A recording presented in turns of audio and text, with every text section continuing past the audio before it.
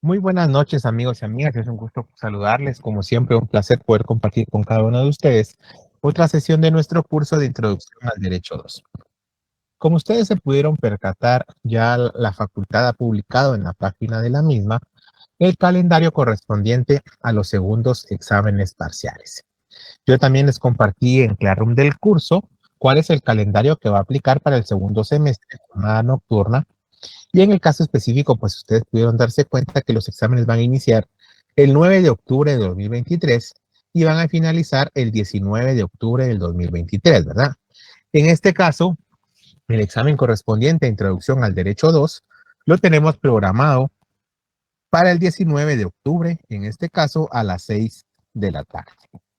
De esa cuenta, desde ya la súplica y por favor, tomemos en cuenta hacer los requerimientos o consideraciones pertinentes en nuestro trabajo o en cualquier eh, circunstancia que nos encontremos para poder tomar el tiempo de realizar nuestro examen. Recordemos que en aquellos casos en los cuales los catedráticos examinan en Moodle, sí la coordinación difiere un poco el horario en que se puedan realizar los exámenes, pero esto es porque Moodle es una plataforma de la universidad en términos generales. Eso quiere decir que todas las unidades académicas utilizan Moodle, ¿verdad? Por lo tanto, lo que hace la coordinación y la facultad es que a quienes examinan en Moodle les difiere el horario en el que pueden examinar para que la plataforma no se sature y de esa cuenta pues la plataforma no se caiga, ¿verdad? Y los exámenes se lleven con total normalidad. Pero en el caso de Classroom, como es una plataforma de Google, sí tenemos previsto examinar a la hora que la facultad ha programado. Ya coordinación nos ha indicado que quienes examinamos en Classroom debemos respetar el horario y el día establecido. Por eso es que se hace la recomendación de que hagamos las solicitudes de salir con tiempo, de realizar nuestro examen en el trabajo, no sé, algo que nos permita realizar nuestro examen ese día a la hora programada, ¿verdad? Bien, eh, esto es importante porque recuerden que prácticamente acá nos estamos jugando prácticamente el continuar o no con el semestre, ¿verdad? Porque la zona mínima del curso, que es la que nos permite optar a un examen final, se obtiene de la sumatoria de la nota que se obtiene en el primer examen parcial y en el segundo examen parcial. La nota mínima en nuestra facultad, la zona mínima corresponde a 31 puntos de zona. Esto derivado de que el examen final tiene un punteo de 30 puntos y la nota de aprobación son 61 puntos. Eso quiere decir que si nosotros luego de realizado el segundo examen parcial no superamos los 31 puntos de zona, prácticamente nos estamos atrasando un año en nuestro estudio. ¿Sí? Eso implicaría que el siguiente semestre no pudiéramos asignarnos al tercer semestre, sino que ya el siguiente año, pues nosotros sacaríamos los cursos que tenemos pendiente del área básica, ¿verdad? Por eso es la importancia y la trascendencia de que empecemos a estudiar con tiempo, de que no esperemos los últimos días para empezar a estudiar. Tomemos en cuenta que el contenido es bastante amplio, que va a ser un examen no solo teórico, sino también práctico, y que si esperamos a los últimos días para poder empezar a medio repasar, obviamente pues el resultado no va a ser tan satisfactorio como nosotros quisiéramos, ¿verdad? Y eso deriva, como les digo, en que se puedan atrasar un año o no en sus distintos estudios. Por lo tanto, la recomendación, estudiar con tiempo, que pidamos los permisos que sean necesarios en el trabajo, que veamos el tema de nuestra movilización y todo eso, pues para que no tengamos ningún problema al momento de desarrollar esos exámenes. Hasta acá, no sé si hay alguna duda respecto al segundo examen parcial.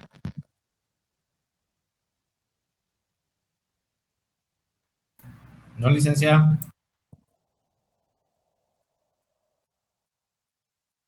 No, gracias, licenciado.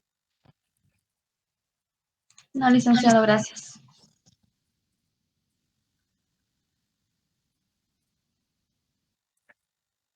Muy bien.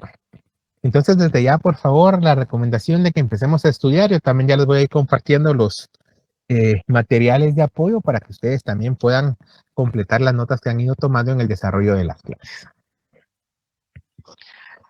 La clase anterior ya empezábamos a ver un poquito el tema referente al proceso.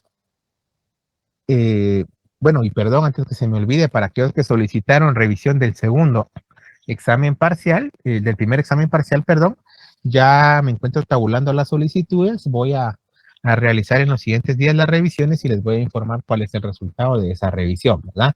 Estamos viendo, por ejemplo, que se haya pedido o se haya realizado la solicitud siguiendo los requisitos del normativo y también que han sido pedidas dentro del plazo de 3 días que el normativo establece, ¿verdad? De que se publicaron las calificaciones. Pero eso ya en breve van a tener ustedes la respuesta para quienes pidieron esa revisión del primer examen parcial. Les decía que la clase anterior empezamos a hablar un poquito sobre lo que es el proceso. Mencionamos que el proceso es ese sustituto civilizado que el Estado ha encontrado para poder resolver los conflictos y controversias entre particulares o entre particulares y el Estado. De esa cuenta, lo que el Estado busca es encomendarle a un órgano imparcial, a un órgano del mismo Estado, la resolución de controversias. De esa cuenta le concede la facultad jurisdiccional para que pueda administrar justicia, para que pueda aplicar justicia y pueda ejecutar esa justicia. Es por ello entonces que se le encomienda al organismo judicial y a sus distintos tribunales y jueces esa facultad de juzgar y ejecutar lo juzgado.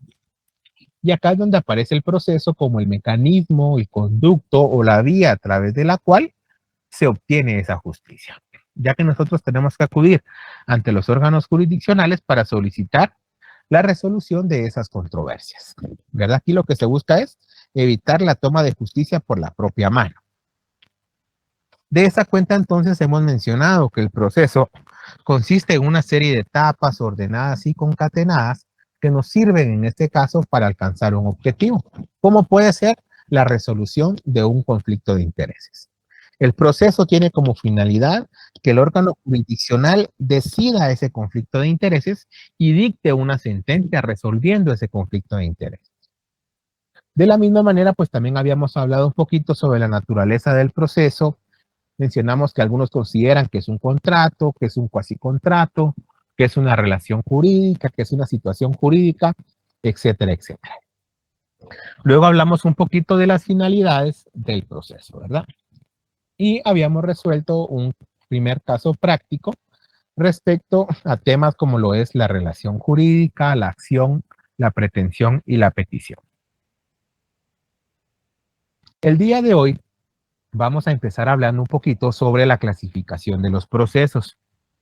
Los procesos tienen distintas clasificaciones, pues según la función que se les esté otorgando, ¿verdad? Por ejemplo, atendiendo a su contenido, el proceso se puede clasificar en dos. Tenemos procesos según la materia y procesos según la afectación total o parcial del patrimonio. Según la materia, el proceso se va a clasificar atendiendo a las distintas áreas del derecho que existan. Esto quiere decir que nosotros vamos a encontrar procesos según los tópicos o según los asuntos que resuelvan cada una de las áreas de las ciencias jurídicas. Vamos a encontrar procesos penales, procesos civiles, procesos mercantiles, procesos tributarios, procesos laborales, procesos de familia, procesos ambientales, procesos agrarios, etcétera, etcétera, etcétera, ¿verdad? Dentro de los procesos penales, por ejemplo, nosotros vamos a ver todos aquellos procesos que tienen como finalidad determinar si una persona ha participado y ha cometido un delito o una falta. ¿Sí? Por ejemplo, todo lo que tenga que ver con trata de personas, violencia contra la mujer, responsabilidad de conductores. Eso es propio de un proceso penal, ¿verdad? Donde un órgano jurisdiccional va a resolver si la persona es responsable de haber cometido un delito o una falta y en su caso, cuál es la pena o la medida de seguridad que se le va a imponer. Si nosotros estamos ante un proceso civil, aquí pues prácticamente son procesos en los cuales se van a resolver algunas situaciones de la vida diaria de las personas. También se van a resolver todo lo referente a las obligaciones y los contratos civiles.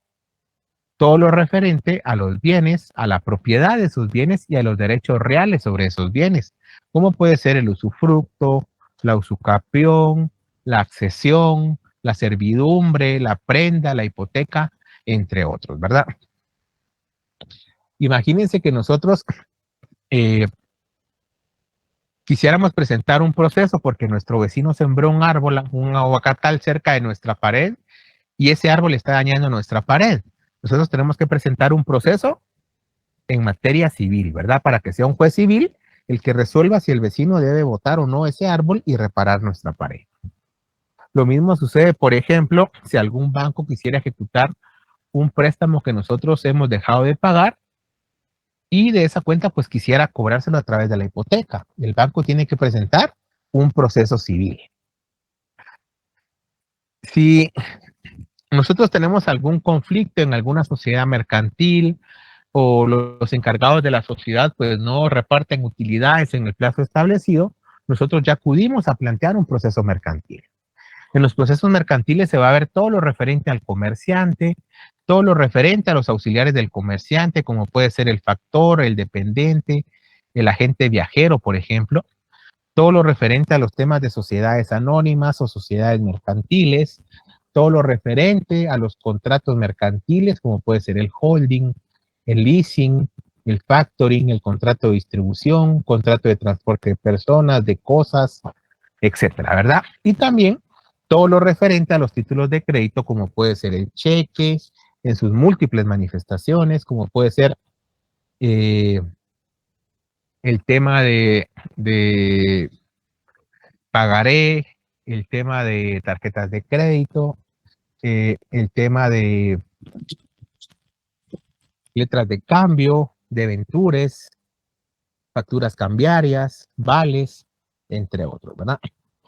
Cuando ya hablemos de procesos en materia de familia, vamos a ver todo lo referente a la tutela, a la patria potestad, a los alimentos entre padres e hijos y estas obligaciones que se derivan de ello, ¿verdad? Cuando hablemos de procesos en materia laboral, ahí prácticamente se van a entablar todos aquellos conflictos que surjan entre patronos y trabajadores con ocasión del trabajo. Cuando se planteen procesos de índole tributario, van a ser todos aquellos procesos que tengan que ver con el pago o el ajuste de impuestos, ¿verdad? IUCI, IVA, ISR, impuestos legados y herencias, legados y donaciones, hidrocarburos y sus derivados, bebidas alcohólicas, etc. Vamos a encontrar también, por ejemplo, conflictos en materia ambiental, ¿verdad? Por ejemplo, que el Ministerio de Ambiente y Recursos Naturales nos multe porque nosotros no hicimos caso a tener los depósitos de basura de colores y la basura segmentada y separada como corresponde, o porque nos multan porque nosotros no presentamos un estudio de impacto ambiental. Esos van a ser temas que se van a ver en un proceso específico en materia ambiental. Y así, sin importar las ramas del derecho, ¿verdad? Van a haber temas, por ejemplo, propios de materia financiera, van a haber temas de materia contencioso administrativa, van a haber temas en materia agraria, y así atendiendo a todas las áreas del derecho. Ahora bien, según la afectación total o parcial del patrimonio, los procesos pueden ser de dos tipos, singulares y universales. Los procesos singulares son aquellos procesos que afectan únicamente parte del patrimonio de una persona, mientras que los procesos universales, estos van a afectar la totalidad del patrimonio de la persona. Si a su oficina llegara una señorita diciéndoles que quiere demandar al papá de su hijo porque no le paga la pensión alimenticia y le indica que el papá de su hijo gana 5,000 quetzales, pero que ella quiere para su hijo una pensión de 1,500 quetzales, ¿ese será un proceso singular o será un proceso universal? ¿Qué creen ustedes? ¿Byron? Buenas noches, licenciado. Yo diría que es singular. Buenas noches, Byron, singular, ¿verdad? Diego, ¿estamos de acuerdo? Singular. Sí, Singular. licenciado, estoy de acuerdo con el compañero. Gracias, Pamela. También singular, licenciado. Singular, ¿verdad? Porque únicamente se va a afectar parte del patrimonio. Si por el contrario esta señorita llegara a su oficina y le dice que se quiere divorciar de su esposo porque ella encontró que su esposo lo estaba engañando, pero que ella le quiere quitar hasta el último centavo, ¿verdad? Le quiere quitar la casa para su hijo, la pensión alimenticia de su hijo, los terrenos que tiene para su hijo. ¿Ese sería un proceso singular o sería un proceso universal? Universal. Universal. Universal, porque en este caso busca la afectación total del patrimonio, ¿verdad? Lo mismo sucede, por ejemplo, aquellos casos donde el trabajador Yo tuve un caso donde un trabajador de un crucero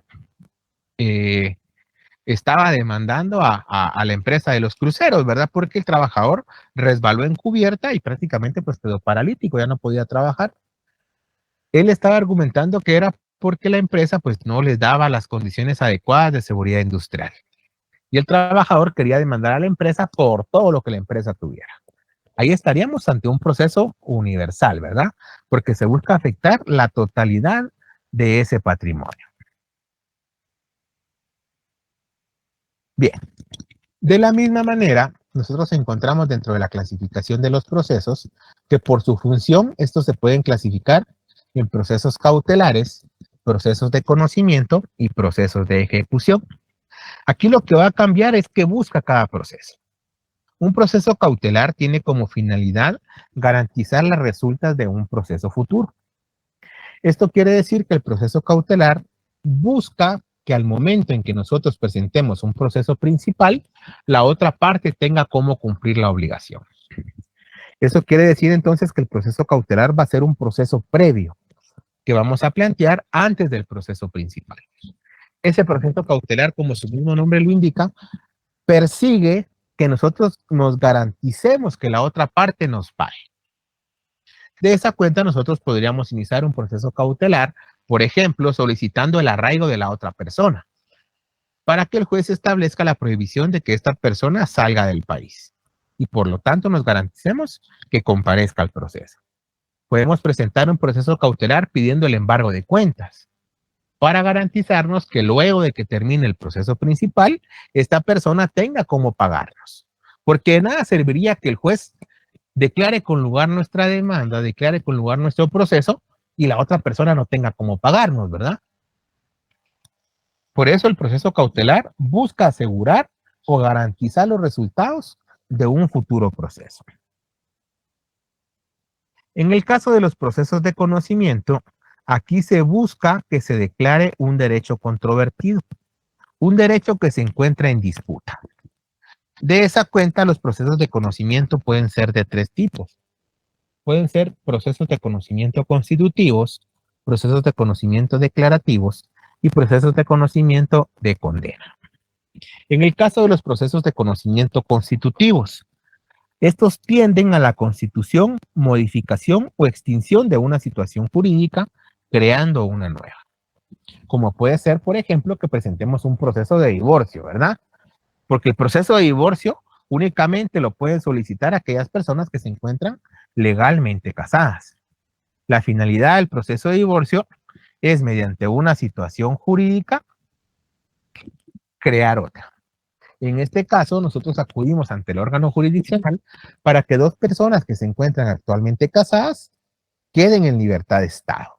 Es decir, que su situación jurídica se modifica o que sufra alguna alteración, ¿verdad? En este caso, declarando la anulación del matrimonio y por lo tanto, declarando con lugar el divorcio y la disolución del vínculo conyugal.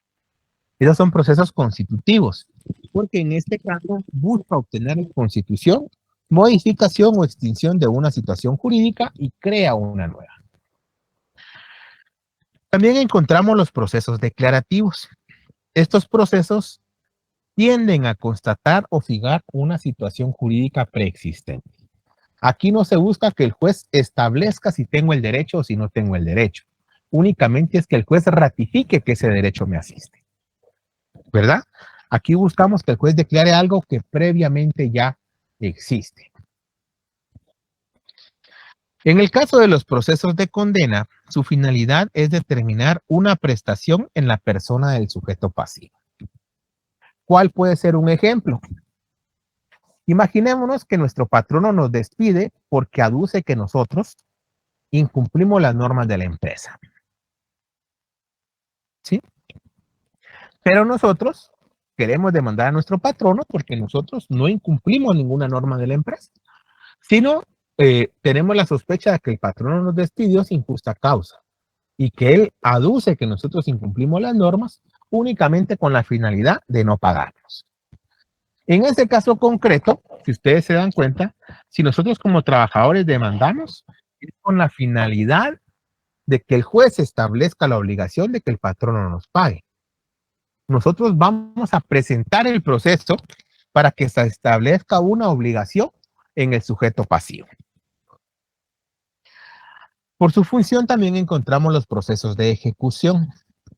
En el caso de los procesos de ejecución, estos procesos buscan mediante el requerimiento judicial o mediante la intervención del órgano jurisdiccional que se cumpla un derecho previamente establecido o bien la satisfacción de una pretensión o una obligación.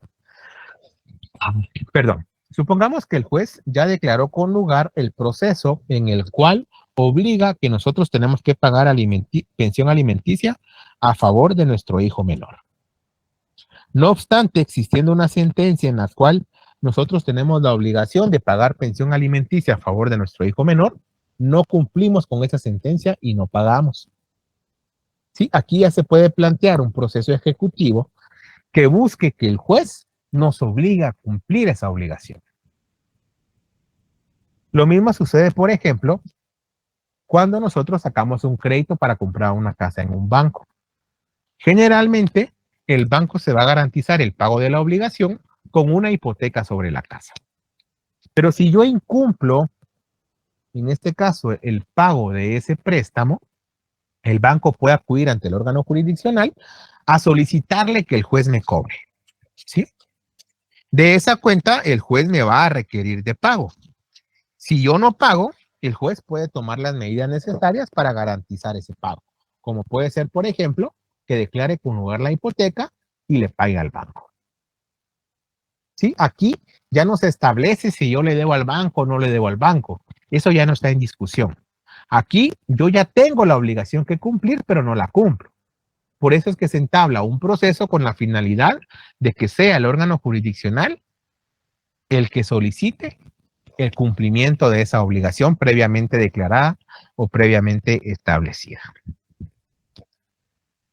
Hasta acá, ¿vamos bien? ¿Hay alguna pregunta, alguna duda, alguna inquietud?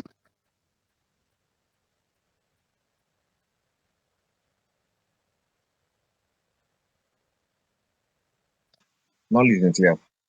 Alfredo, Damaris y Diego. Bueno, licenciado, solo con un ejemplo de los declarativos. Claro. Ajá. En el caso de los declarativos dijimos que aquí el derecho ya solo se ratifica, ¿verdad? O sea, el juez ya solo constata una situación previamente existente. ¿Cuál podría ser un ejemplo de un proceso declarativo en el que el juez solo decrete o verifique una situación previamente existente? Si yo le presto dinero a una persona, generalmente o lo más común es que no estamos acostumbrados a documentar estas situaciones, mucho menos acudir ante un notario para documentar esta situación, ¿verdad? Generalmente, pues solo le prestamos el dinero y esperamos que de buena fe la otra persona nos pague.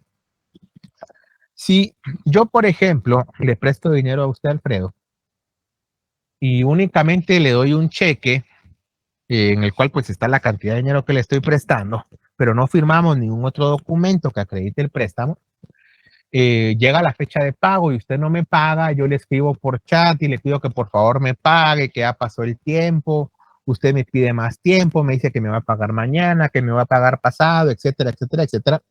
Yo puedo acudir ante el órgano jurisdiccional con esas pruebas que tengo, como son los chats o los correos electrónicos, y hacer que el juez declare la existencia de ese derecho, que el juez ratifique o verifique la existencia de ese derecho, para lograr posteriormente en otro proceso que usted me pague. Yo no voy para que el juez vea si existe o no existe el derecho, para que declare si tengo ese derecho o no a mi favor. Yo voy para que el juez verifique que el derecho existe y así me permita cobrarle a través de otro proceso. Damaris y luego Diego. Buenas noches, Lick. A mí no me quedó muy claro el de condena. ¿Me podría explicar de nuevo, por favor? Claro. Cuando hablamos de los procesos de condena, estos procesos tienen una finalidad única. Estos procesos buscan que el juez cree una obligación en otra persona. ¿Sí? Regularmente, cuando nosotros aducimos tener un derecho, que la ley regula a nuestro favor, tiene que existir necesaria y obligatoriamente una persona que deba cumplir esa obligación. ¿Sí? Si yo tengo derecho, por ejemplo, a trabajar, tiene que haber alguien que me garantice mi derecho a trabajo, como es el Estado. Esto para que nos hagamos una primera idea. En el caso de los procesos constitutivos de condena, estos tienen por finalidad que se establezca o se determine una obligación en el sujeto pasivo. ¿Quién es el sujeto pasivo, Damaris? La persona obligada. Sujeto activo es la persona que tiene un derecho a su favor. Sujeto pasivo es la persona que tiene una obligación en su contra. De esa cuenta nosotros vamos ante un juez para que el juez obligue o establezca que esa persona cumpla su obligación. Por ejemplo, supongamos que usted quiere demandar al papá de su hijo porque no lo reconoce. ¿Sí? Usted va a iniciar un proceso de filiación y paternidad, el cual a través de la prueba de ADN va a determinar si él es el papá o no del menor, ¿verdad? Si el juez, derivado de esa prueba de ADN, determina que él es el papá del menor, a partir de ese momento, ese papá de ese menor va a tener la obligación de pagar pensión alimenticia. Es decir, ahí acudimos a presentar un proceso con la finalidad de que el juez establezca una obligación en el sujeto pasivo. ¿Estamos ahí? Sí, Lick, muchas gracias. Para servir. Diego. Licenciado, bueno, yo volviendo al principio, solo quisiera ver si usted me podría dar un ejemplo, el proceso en según la materia, en lo penal. Claro.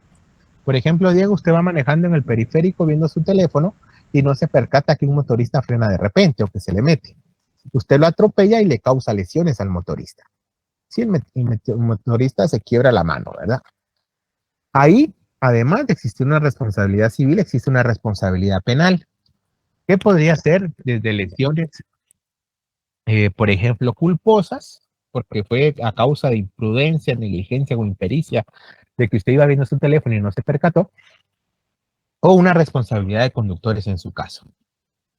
Sí, ahí se va a iniciar un proceso para determinar si usted es culpable o no. Ese es un proceso en materia penal. Otro proceso en materia penal, por ejemplo, ahorita está muy de moda un caso de unos médicos en los cuales una persona llegó a un hospital para que la operaran por una cosa y la resultaron operando por otra. Ese es un delito. El caso se llama, si no estoy mal, extracción indebida. En este caso, los médicos que asistieron a la operación están sometidos a un proceso penal en el cual se está dilucidando si son responsables o no penalmente por ese delito que se les está imputando. Otro caso, por ejemplo, podría ser el tema del libramiento de Chimaltenango, ¿verdad? Donde se está dilucidando si las personas que están acusadas cometieron los distintos tipos penales que se les acusan, como puede ser lavado de dinero, retención indebida, incumplimiento de deberes, incumplimiento de funciones, asociación ilícita, etcétera, etcétera, etcétera. Muchas gracias, licenciado. Ahí se va a determinar, Diego, nada más, si la persona es responsable de haber cometido un delito o una falta. Ok, muchas gracias, ¿Verdad? licenciado. Por ejemplo, imagínense que nos ponemos a tomar y nos ponemos a hacer un gran escándalo en la vía pública. Ahí estoy cometiendo una falta contra las personas, ¿verdad? Incluso podría ser una falta contra el orden público. Ese podría ser otro ejemplo. Pamela. Sí, licenciado, con una consulta. Por su función, ¿podría brindarme un ejemplo de las cautelares?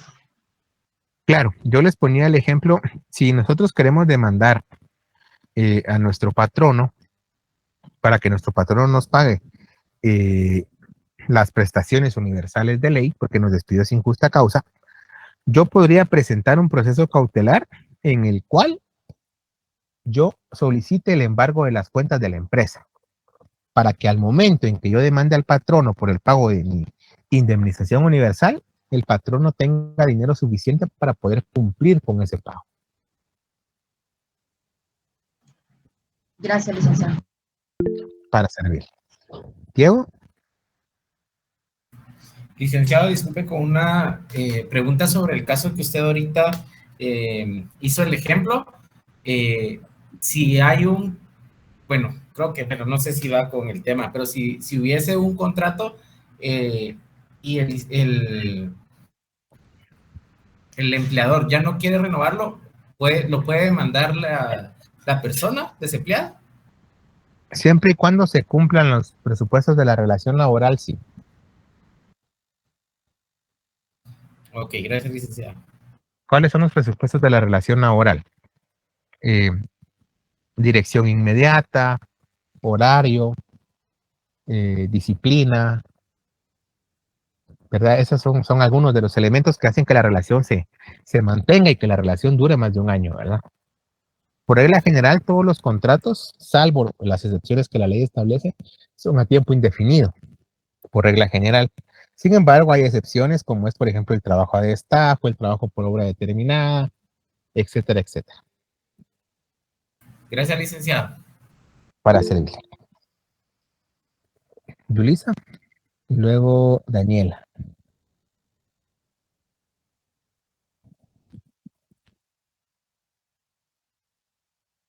Yulisa, adelante, y luego Daniela. Buenas noches, licenciado. Disculpa, no me activaba el micrófono. Por ejemplo, se podría decir como en el renglón 029, o sea, supuestamente no le tienen que crear relación de dependencia, pero se la crean al momento de establecerle un horario, un lugar Así fijo de trabajo, darle el Así es. equipo adecuado de cómputo y etc. El equipo Cuando en no. el contrato, cuando en el Adelante. contrato dice que solo tienen que son como contratistas, o sea, solo reportar su trabajo que supuestamente sería afuera. Lo que sucede es que yo creo que aquí ya nos salimos un poquito de la cárcel, de la clase. Solo no quiero que nos vayamos a perder con la aclaración que voy a hacer. Lo que sucede es que el contrato 029 no se rige por el Código de Trabajo ni por la Ley de Servicio Civil. El contrato 029 se rige por la Ley de Contrataciones del Estado. Por eso la persona contratada bajo el renglón 029 o servicios técnicos o profesionales es contratista del Estado. Es por ello que esta persona factura, se le pagan honorarios, no recibe salario, no tiene prestaciones, no tiene vacaciones, bonos, etcétera, ¿verdad? Pero si se reúnen en esa contratación, aunque se firme un contrato de servicios profesionales conforme a la Ley de Contrataciones del Estado, si se reúnen los requisitos de una relación laboral, la persona podría demandar que es una relación laboral, ¿verdad? Y por lo tanto cobrar vacaciones, cobrar aguinaldo, etcétera, etcétera, etcétera. Pero eso ya es harina de otro costal. Ok, gracias, licenciado, por quitarme un poquito la ignorancia de ese tema. Gracias. No tenga pena. Generalmente el Estado exige horario, ¿verdad? La mayoría de demandas de 029 pega. Porque si el Estado genera esa relación laboral, ¿verdad? Obliga a las personas a estar todo el tiempo cuando realmente el 029 no tendría un horario para cumplir su trabajo. No tendría la obligación de asistir al lugar de la empresa, etcétera, ¿verdad? Daniela. Exacto. Gracias, Licky. Buenas noches, licenciado. Donde dice de ejecución, ¿qué es un ejemplo de esa? Claro. Cuando el proceso según su función puede ser de ejecución. En el caso de la ejecución, aquí el derecho ya está declarado, el derecho ya existe. Sí, la obligación ya está establecida. Lo único que se hace es que se acude ante el órgano jurisdiccional para que con la intervención y el apoyo del juez se logre el cumplimiento de esa obligación. Si, por ejemplo, a usted la demandó un banco porque no pagó su tarjeta de crédito en tiempo, y usted, derivado de esa demanda que el banco hizo, firmó con el banco un convenio de pago en el cual usted se comprometía a pagar esa cantidad o esa nueva cantidad en tanto tiempo, bajo tales condiciones, si usted no cumple, el banco ya puede acudir ante el juez para que sea el juez el que le exija el pago. Y si usted no paga, la ejecute. Lo mismo sucede, por ejemplo, cuando yo saco un carro de agencia. Si yo no lo compro al contado, pues obviamente me tengo que auxiliar de un crédito bancario, ¿verdad? Yo saco el crédito con el banco y el banco le paga a la concesionaria. Ya yo me quedo pagándole al banco. Por eso es que el banco nos obliga a sacar seguro para el cargo. En este caso, si nosotros nos atrasamos en el pago de ese crédito bancario, el banco puede acudir ante el órgano jurisdiccional para que el juez venda ese carro y el banco se cobre y recupere su dinero. Lo mismo pasa cuando sacamos un crédito con garantía hipotecaria sobre una casa.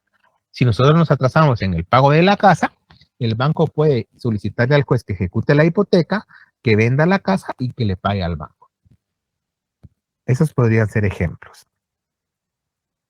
Gracias, licenciado. Si nosotros demandamos, por ejemplo, a alguien por daños y perjuicios, el juez establece una cantidad, ¿verdad? Conforme a lo que nosotros pidamos. El juez en una sentencia va a establecer que la otra parte tiene que pagar la cantidad de 100,000 quetzales en concepto de daños y perjuicios. De esa cuenta, entonces, ya la sentencia establece esa obligación de pago. Pero si la otra parte no cumple con lo dictado en esa sentencia, yo puedo ir ante un juez y solicitarle que ejecute esa sentencia y que le exija a la otra parte que me pague.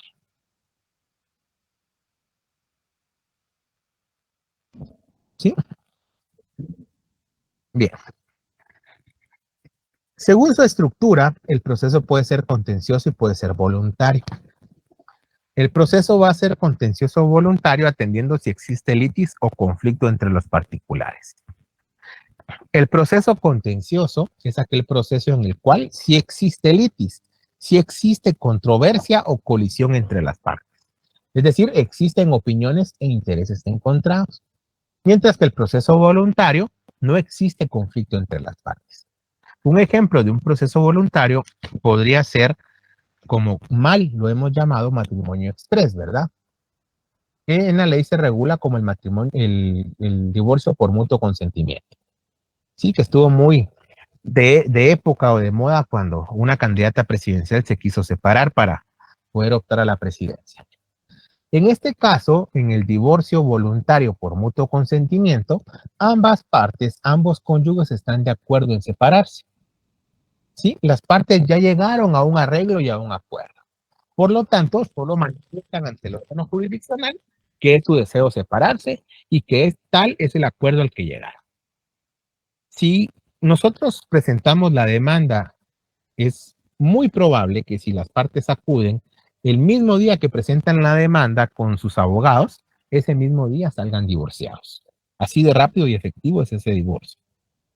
Sin embargo, puede darse el caso de que una de las partes no se quiera divorciar, ¿verdad? No quiera dar el divorcio. Por lo tanto, la otra parte, el otro cónyuge, tiene la facultad de acudir ante un juez y pedir que el juez declare ese divorcio. Obviamente, ahí hay un conflicto de intereses, porque uno quiere divorciarse y otro no. O bien puede ser que ambos quieran divorciarse, pero que no hayan llegado a un arreglo en cuanto a la pensión alimenticia, por ejemplo. O no hayan llegado a un arreglo en cuanto a cómo van a quedar los bienes. Ahí hay litis, hay conflicto entre las partes. Ese sería un proceso contencioso. Lo mismo sucede, por ejemplo, cuando le queremos exigir a nuestro patrono que nos pague la indemnización universal porque nos despidió sin justa causa. El patrono no nos la va a querer pagar. El patrono va a decir que él nos despidió con justa causa.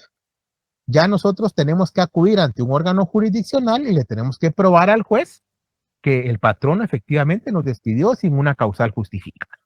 Pero ahí, si se dan cuenta, hay dos partes en conflicto, dos partes encontradas o dos partes en controversia, ¿verdad? Ese es un conflicto contencioso, cuando existe litis entre las partes. Mientras que cuando no existe litis entre las partes, estamos ante un conflicto eminentemente voluntario. Por su subordinación, el proceso puede ser principal o puede ser accesorio.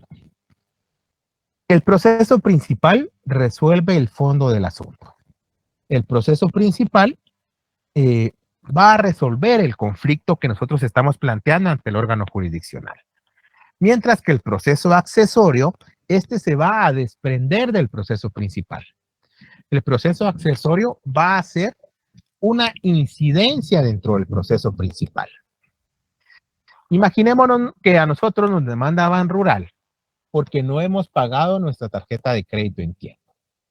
Sin embargo, cuando nosotros contestamos la demanda, nosotros le presentamos al juez una excepción o un incidente de pago, donde nosotros le documentamos y le acreditamos de que ya realizamos ese depósito a Banrural. ¿Sí? Esa incidencia de pago es un proceso accesorio a esa demanda de Banrural. Otro ejemplo podría ser que cuando nosotros presentamos, supongamos, un divorcio o un proceso de pensión alimenticia, cuando presentamos la demanda tenemos que cumplir ciertos requisitos que la ley establece. Designar el juez o el tribunal competente, identificar a la persona que está presentando la demanda con su nombre completo, profesión, oficio, edad, domicilio, nacionalidad, estado civil, documento personal de identificación, lugar para recibir notificaciones, etcétera, etcétera, etcétera, ¿verdad? Si nosotros no cumplimos con uno de esos requisitos, la otra parte puede interponer un proceso accesorio. En este caso, una excepción por demanda defectuosa. ¿Sí? Ese proceso accesorio se deriva del proceso principal, surge del proceso principal. De esa cuenta, entonces, dentro de los procesos accesorios encontramos dos tipos de procesos accesorios. Tenemos los procesos accesorios de simultánea sustanciación y los procesos accesorios de sucesiva sustanciación. ¿En qué se diferencia uno y otro? El proceso accesorio de simultánea sustanciación, este no pone obstáculo a la prosecución del asunto o del proceso principal. Es decir, este proceso corre en paralelo al proceso principal. ¿Sí? No lo suspende. El proceso principal se resuelve en sentencia y este proceso accesorio también se resuelve en la misma sentencia. Ahora bien, en el caso del proceso accesorio de sucesiva sustanciación, este sí pone un obstáculo a la tramitación del proceso principal. Eso quiere decir que hasta que no se resuelva el proceso accesorio, no se puede continuar con el proceso principal. ¿Sí? Aquí este se tramita en la misma pieza, pero debe resolverse previamente a continuar con el proceso principal. ¿Cuál podría ser un ejemplo de esto? En el caso que les coloqué de Banrural. En este caso, si nosotros presentamos un proceso accesorio donde nosotros decimos que ya pagamos y nosotros presentamos, por ejemplo, la fotocopia del cheque donde ya Banrural se cobró ese dinero, el juez debe resolver previamente esa situación previa a continuar con el proceso, porque no tendría sentido continuar con el proceso si yo ya demostré que pagué. ¿Sí? Los procesos, en síntesis, los procesos principales resuelven el asunto principal. Los procesos accesorios se derivan de los procesos principales. Son incidencias al asunto principal. Los de simultánea sustanciación no ponen obstáculo al proceso principal y se desarrollan a la par del proceso principal. Se resuelven en sentencia junto con el proceso principal. Mientras que el proceso accesorio de sucesiva sustanciación, este sí pone un obstáculo al asunto principal. Este debe resolverse en una pieza separada y previo a continuar con el trámite del asunto principal. Daniela y Manuel levantaron la mano. Adelante. Perdón, licenciado, se activó. No tenga pena. ¿Manuel? Sí, licenciado, entonces, cuando se demanda por daños y perjuicios, es un proceso accesorio. Dependiendo. Si solo se presenta ese proceso como tal, sería proceso principal.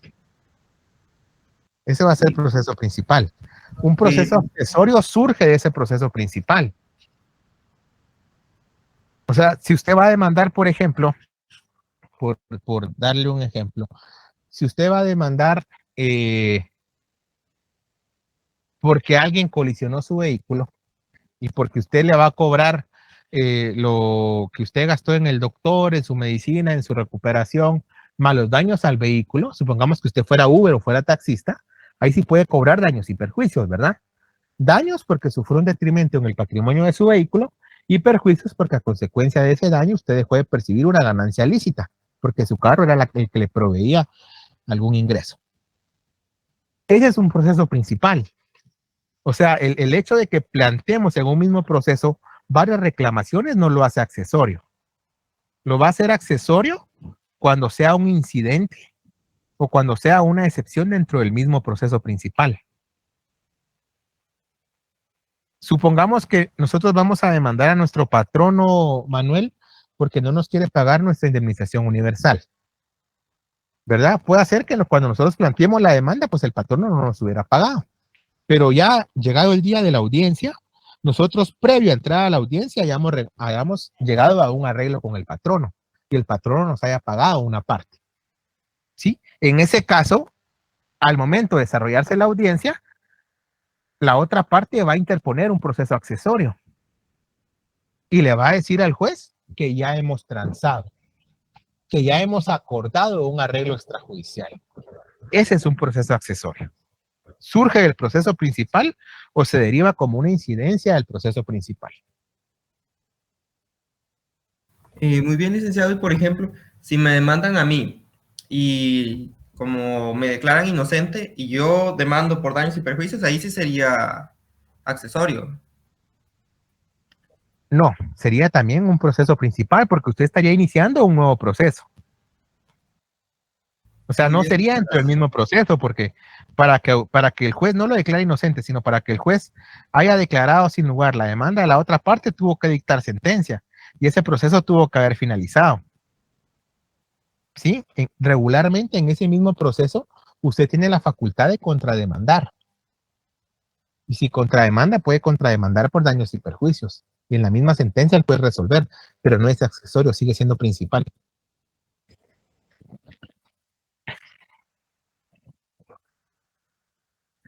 Bien, dentro de los elementos del proceso encontramos el elemento subjetivo y el elemento objetivo. Dentro del elemento subjetivo nosotros hacemos alusión a los sujetos o a las personas que intervienen en el proceso como tal.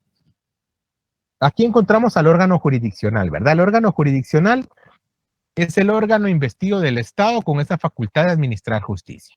Y en este caso el organismo judicial a través de sus órganos jurisdiccionales y tribunales. Al organismo judicial se le ha encomendado, conforme lo establece el artículo 203, esa función jurisdiccional de administrar justicia y ejecutar lo juzgado. De esa cuenta, el órgano jurisdiccional es ese conducto del Estado por medio del cual se van a resolver las controversias entre particulares o entre particulares y el Estado. El órgano jurisdiccional es el que va a resolver el proceso, ¿verdad? ¿Quién tiene la razón? En el caso de las partes, nosotros encontramos en primer momento al actor o al sujeto activo. En este caso, el actor o el sujeto activo es la persona que inicia o que plantea el proceso.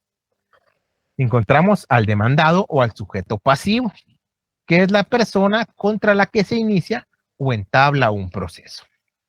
Pero también encontramos a los terceros interesados. Los terceros interesados son aquellas personas que no son parte del proceso, pero que tienen algún interés indirecto o directo en el proceso. ¿Quién puede ser un tercero interesado? Por ejemplo, un testigo. ¿Sí? Alguien al que le conste directa o indirectamente los hechos que se están dilucidando. ¿Quién puede ser un tercero interesado? Algún perito, ¿verdad? Supongámonos que nosotros vamos a iniciar un proceso porque nos falsificaron una firma en un cheque y nos defraudaron en nuestro patrimonio. Un tercero interesado podría ser un perito, en este caso, un experto en grafotecnia que determine si la firma fue realizada por mi persona o no. Un tercero interesado podría ser un médico forense, ¿verdad? En un caso de violación, por ejemplo. Un tercero interesado podrían ser auxiliares del juez, como puede ser un notario notificador, como puede ser un trabajador social que realiza un estudio socioeconómico, o bien como puede ser un psicólogo, ¿verdad? Esos son terceros interesados en el proceso. ¿Alfredo? Licenciado, oyendo la explicación, ¿podría ser un tercero interesado? En este caso, me venía a la mente el caso del este muchacho que se pasó llevando a una niña aquí en el Federico Mora. Y entonces... ajá, y como que llegaron a un acuerdo, tanto la mamá de la muchachita como la persona esta, para no presentar cargos, pero en este caso el tercero involucrado sería el Ministerio Público, quien siguió el proceso. No, el Ministerio Público es parte, es el actor o el sujeto activo, porque es la persona que entabló el proceso. O sea, en esos casos no podría quedar sin condena la persona, ¿verdad? No, ese es otro tema. Ese es otro tema. Gracias por la aclaración. No, le digo que es otro tema porque ya depende la materia, depende el tipo, depende del bien jurídico tutelado, se permite o no se permite. Pero ahí ya tendríamos que dominar un poquito más penal. Gracias. pero sí hay casos donde el proceso penal permite alguna salida alternativa al proceso. Posiblemente no vemos nosotros que el proceso culmine con una sentencia luego de un debate, pero sí con algún tipo de responsabilidad para la persona. Hay casos, ¿verdad? Donde, por ejemplo, supongas, Alfredo, que si el tipo penal no supera 1 año, eso quiere decir que el delito no es tan grave para la sociedad. Y en este caso, el juez puede declarar una sentencia condenatoria y podemos pedir, por ejemplo, el perdón judicial. Entonces, la persona, por mucho que haya sido condenada, no va presa. En los tipos penales que no superen los 5 años, por ejemplo, salvo algunas excepciones, se permite que se dé un arreglo con el Ministerio Público, que se resarza el daño a la víctima y podemos pedir como abogados defensores un criterio de oportunidad. Entonces a usted lo condenan por el delito que cometió, pero no le manchan sus antecedentes penales y tampoco va a la cárcel. En otros casos podemos pedir la suspensión condicional de la pena, podemos pedirla con multa, son muchas opciones las que pueden haber, pero ahí ya tendríamos que entrar, como le digo, a por lo menos haber llevado penal 1 y penal 2 para entrar un poquito más de lleno, ¿verdad? Gracias, licenciado. Para servirle. Dentro de los elementos objetivos o el objeto prácticamente del proceso, constituye la pretensión para el actor y la resistencia para el demandado. Es decir, el actor puede acudir ante el órgano jurisdiccional a solicitar la reclamación o la declaración de un derecho, ¿sí? O que otra persona cumpla con su obligación. Y en el caso del demandado, ese derecho de defensa que la Constitución le reconoce para que pueda hacer frente a los argumentos que presenta la persona que está demandando en su contra. De la misma manera, si ustedes recuerdan, habíamos mencionado que atendiendo al tipo de proceso y a la ley específica de la materia, pues cada área iba a regular distintos procesos. Por ejemplo, en materia penal tenemos el proceso penal normal u ordinario, tenemos el proceso para la aplicación de delitos menos graves, tenemos el procedimiento abreviado, tenemos el procedimiento específico para la aceptación de cargos, tenemos el procedimiento para la aplicación de una medida de coerción, el procedimiento de averiguación especial, y cada proceso tiene sus fases y tiene sus etapas, ¿verdad? Que son distintas. Lo mismo pasa, por ejemplo, en materia laboral. En materia laboral encontramos el proceso ordinario laboral, encontramos el proceso contencioso administrativo de trabajo y previsión social, encontramos el procedimiento para la constitución de un sindicato, el procedimiento para la declaración de la legalidad o ilegalidad de la huelga, el procedimiento para la declaración de la justicia o injusticia de la huelga, etc. En materia civil encontramos el arbitraje, encontramos el juicio ordinario, el juicio sumario, el juicio oral, encontramos los ejecutivos simples, como puede ser ejecutivo en la vía de apremio, el juicio ejecutivo, los ejecutivos colectivos, como puede ser la quiebra, concurso de acreedores, etcétera, etcétera, etcétera. A lo que quiero llegar es que cada área del derecho va a tener distintos procesos y cada proceso va a tener distintas fases. No obstante ello, sí establece la doctrina un proceso tipo, ¿verdad? Que debe estar integrado por lo menos por 3 fases como tal. De esa cuenta, las fases básicas del proceso son la iniciación, el desarrollo y la conclusión. En el caso de la iniciación, esta etapa va a estar representada por la presentación de la demanda para el actor y la contestación de la demanda para el demandado. ¿Sí? El proceso inicia para el actor al momento en que presenta la demanda. Y el proceso inicia para el demandado al momento en que se defiende o contesta esa demanda. Ahí obviamente pues cada parte va a presentar sus argumentos, ¿verdad? Ya sea estableciendo qué es lo que está exigiendo el órgano jurisdiccional que se declara a su favor y la otra parte los argumentos de defensa. En el caso del desarrollo, aquí esta fase alcanza su plenitud con la etapa de la prueba. Es decir, cada una de las partes debe aportar los elementos de convicción, los elementos probatorios que convenzan al juez sobre las afirmaciones y los argumentos que está presentando. La regla general es que cada parte debe probar sus argumentos. ¿Sí? Esa es la regla general. Si yo argumento algo, si yo afirmo algo, debo probarlo. Si no lo pruebo, es como que no hubiera dicho nada. Hay algunas excepciones, ¿verdad? Como en materia penal, que la carga de la prueba le corresponde al Ministerio Público. Aquí como defensa yo no estoy obligado a probar nada. Solo basta con que el Ministerio Público no pruebe suficientemente su tesis. En el caso de materia laboral, por ejemplo, que es otra excepción, la carga de la prueba la tiene el patrono, ¿verdad? Salvo algunas excepciones en las cuales el trabajador está obligado a probar.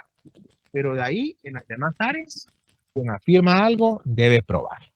De esa cuenta, cada parte debe presentar esos elementos de prueba, esos elementos de convicción, como pueden ser testigos, como pueden ser peritos, como pueden ser documentos, en los cuales, pues, le demuestra al juez que lo que está afirmando es cierto, ¿verdad?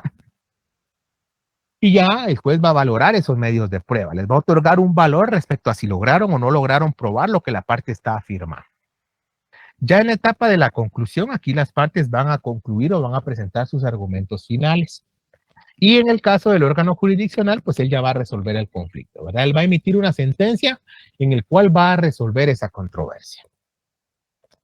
Esas serían las etapas básicas, digamos, del proceso como tal. De la misma manera, yo les había pedido, si ustedes recuerdan, que leyéramos el artículo 141 de la ley del organismo judicial. Ya se los había pedido de 2 clases anteriores. Quisiera preguntar, si fuera tan amable, Jessica Ag, ¿cuál es la finalidad de los autos? Buenas noches, licenciado. Buenas noches, Jessica. Licenciado, le soy muy honesta, no he podido leer la ley. Hace 2 clases les dejé leer la ley. Bien. Eric Vázquez, ¿cuál es la finalidad de los autos?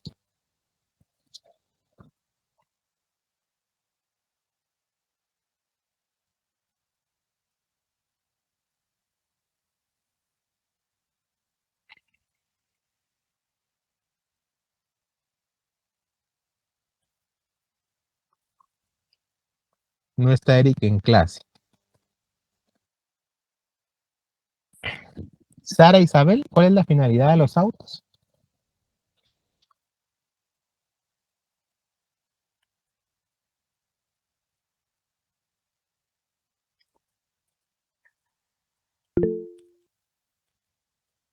No está Sara en clase tampoco. Candelaria Maribel.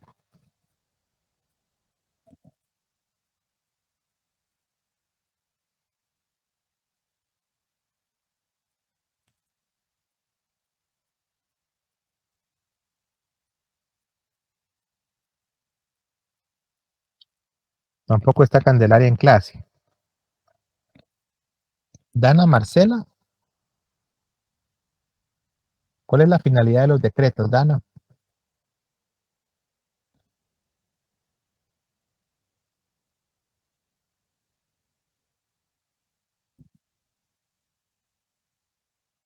Buenas noches, licenciado. Para ser Buenas honesta, yo tampoco leí. Tampoco leímos. Bien.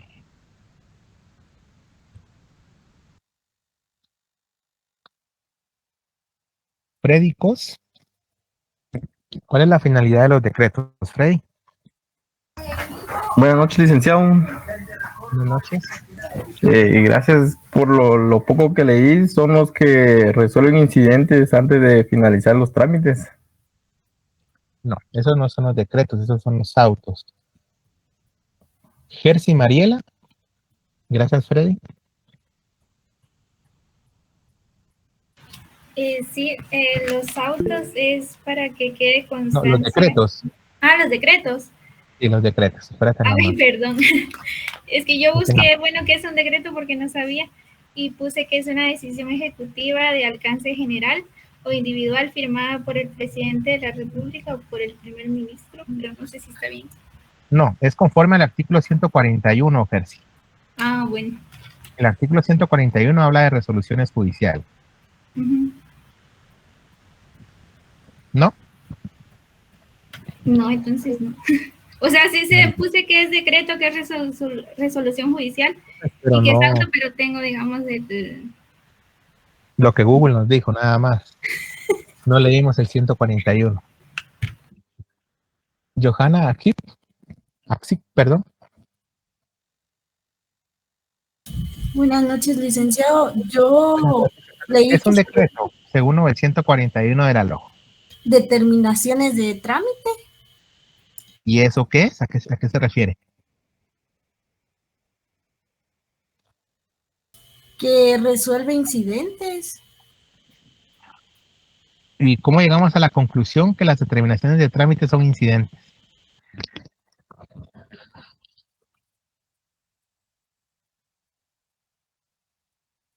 Es el 141 de la LOG, Estefanía, no de la Constitución hoy. Eso solo me dice que no leímos.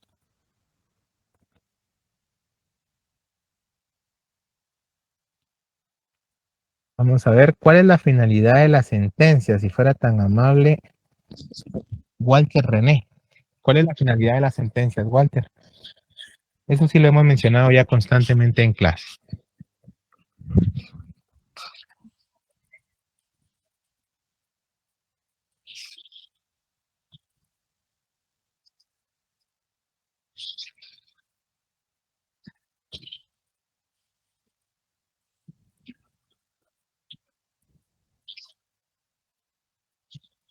No está Walter René en clase.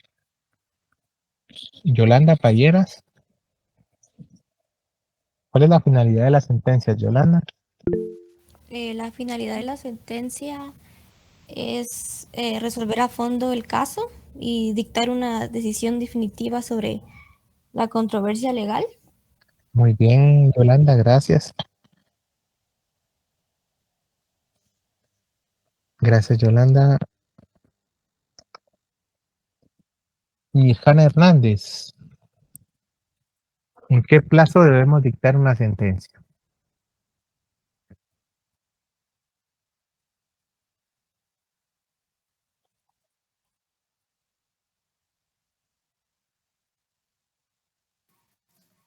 Buenas noches, licenciado. Perdone, fíjese de que yo me conecté a la clase, pero venía saliendo del trabajo y la verdad pues no pude estar presente en este momento. Pero eso lo dejamos hace una semana más o menos. No fue algo de ahorita que pedimos leer. Jocelyn Varías. Dijo el plazo, ¿verdad? Sí, el plazo para dictar una sentencia. 15 días después de la vista. Ese es el primero. ¿Y el segundo?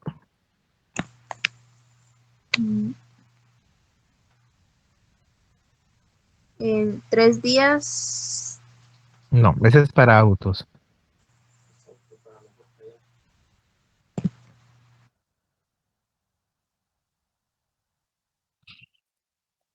Eric Castellanos, ¿cuál es el plazo de los decretos para dictar un decreto?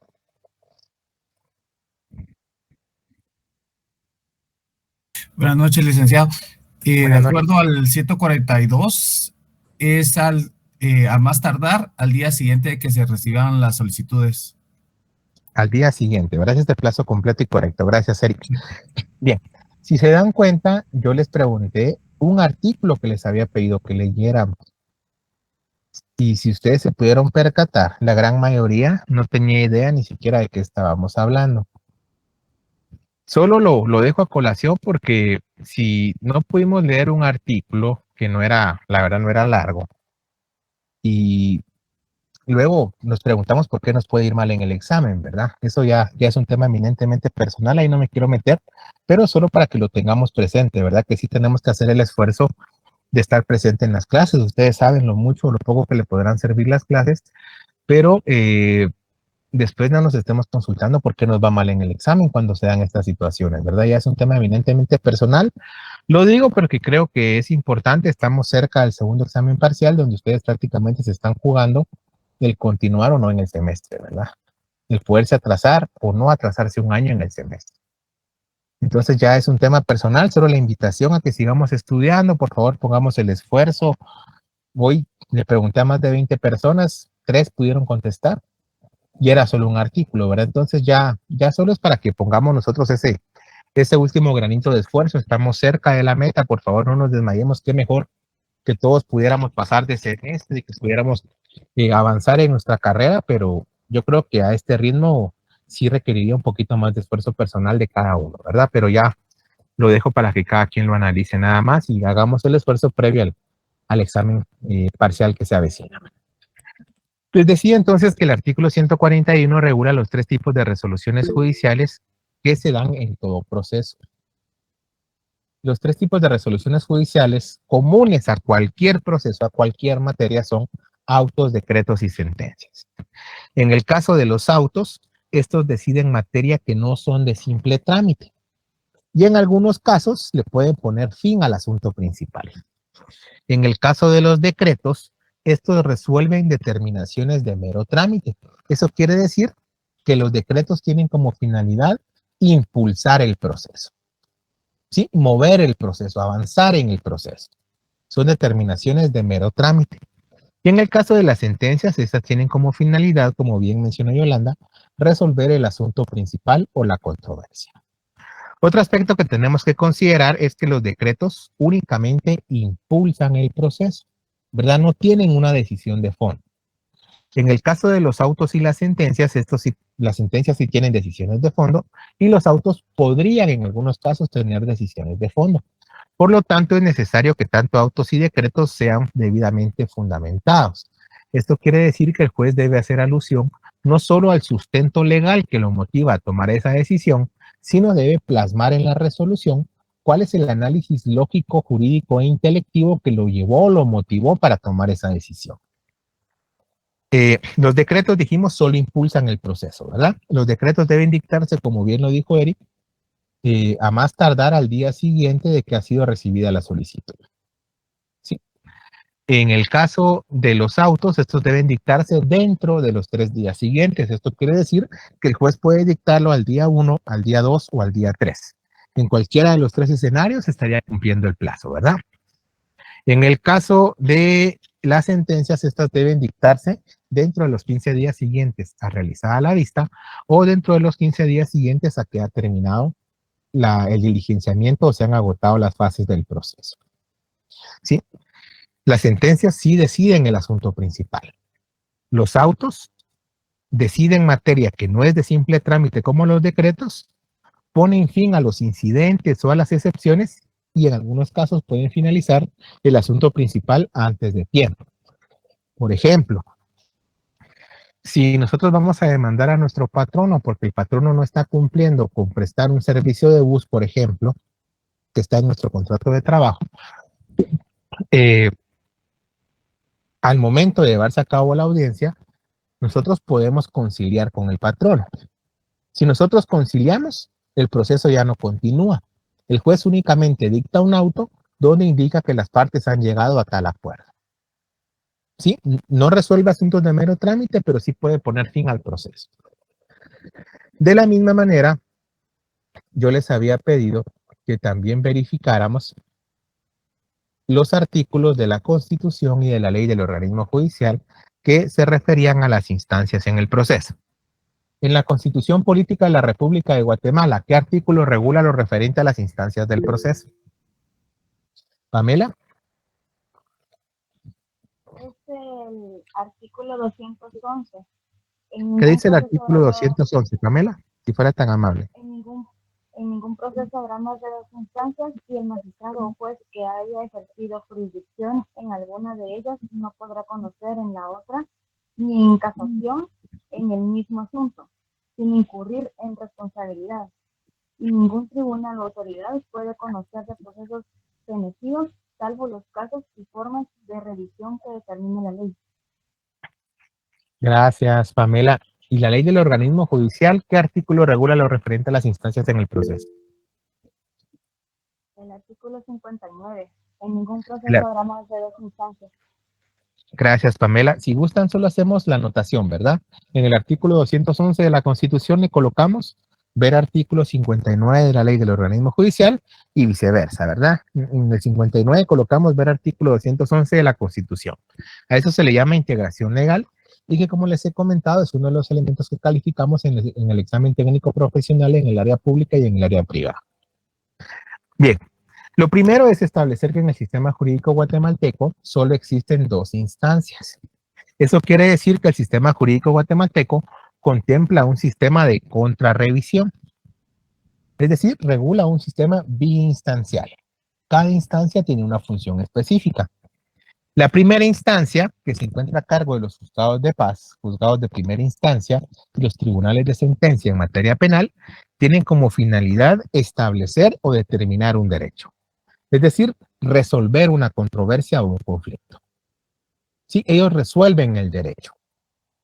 En el caso de la segunda instancia, únicamente se verifica si la actuación del juez de primera instancia está dentro de los parámetros legales.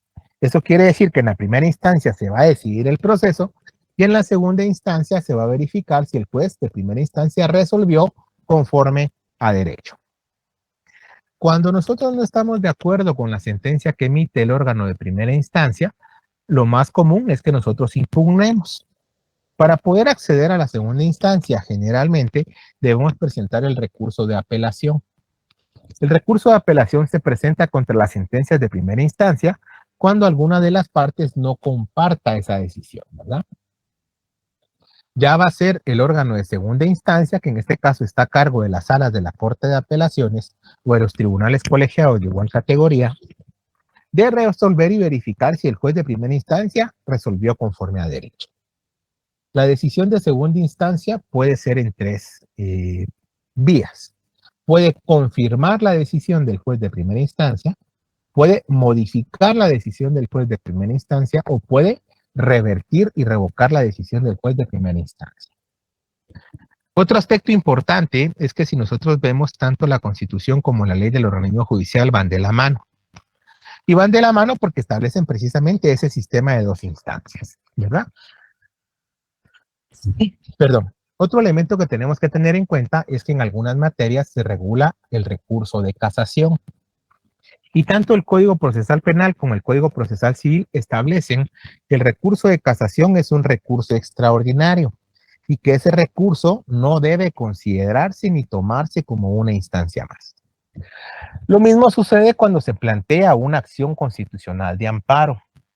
Esta tampoco genera una instancia más, ya que el objeto de la acción constitucional de amparo solo es verificar la posible violación o la amenaza de violación a derechos fundamentales, ¿verdad? Pero no resolver el fondo del asunto.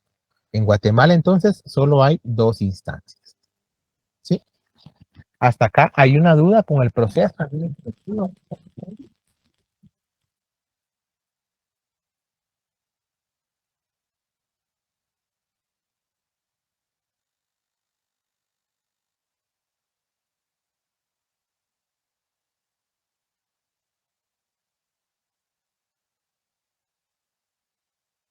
Bien, entonces para culminar, si ustedes se dan cuenta, el artículo 202 además regula algunas situaciones importantes.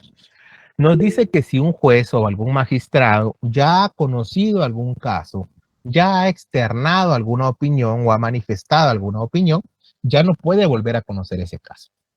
Lo que se busca es que el juez no esté contaminado al momento de emitir su resolución.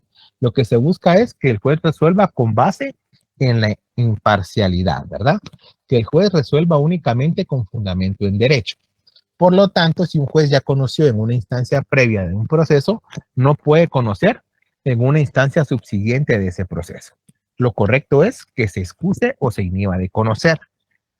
También establece el artículo 211 que un proceso fenecido, es decir, un proceso que ya ha culminado, que ha sido resuelto, que ya finalizó, no puede reabrirse, salvo en los casos que la ley así lo permita. ¿Cuál podría ser un caso? En materia penal, por ejemplo, cuando una persona ya ha sido declarada culpable y ha sido condenada a guardar prisión, se establece que si en el transcurso de cierto tiempo existen o surgen nuevos elementos de prueba que puedan variar sustancialmente la resolución o la sentencia que se dictó, el proceso puede ser reabierto. Y esas nuevas pruebas pueden ser valoradas nuevamente y esa sentencia puede ser modificada. Ese podría ser un ejemplo, ¿verdad? Pero son casos bastante contados. Regularmente, cuando un proceso ha fenecido, ya no se puede reabrir, salvo algunos casos que la misma ley así lo establezca. ¿Sí? Entonces, amigos, si no hay dudas, si no hay preguntas, llegaríamos hasta acá. Yo les voy a estar compartiendo en breve el material de apoyo para que ustedes les vayan ampliando sus apuntes que toman en clase, vayan estudiando con tiempo. De nuevo, la recomendación solo es que estudiemos, por favor. No esperemos a última hora para poder estudiar, no nos va a dar tiempo. Es bastante contenido y no solo es un examen teórico, también es un examen práctico. Entonces, sí requiere un esfuerzo adicional, ¿verdad? Por eso es la recomendación de que empecemos a estudiar con tiempo, de que todo duda o toda inquietud pueda ser planteada en clase. También vamos a programar el repaso para que ustedes con tiempo suficiente vayan pudiendo plantear sus dudas y ir resolviendo esas inquietudes. Entonces, amigos, nos vemos el día lunes. Les deseo un bendecido descanso, éxitos en su jornada el día de mañana. Nos vemos la siguiente clase. Que descansen. Buenas noches. Buenas noches.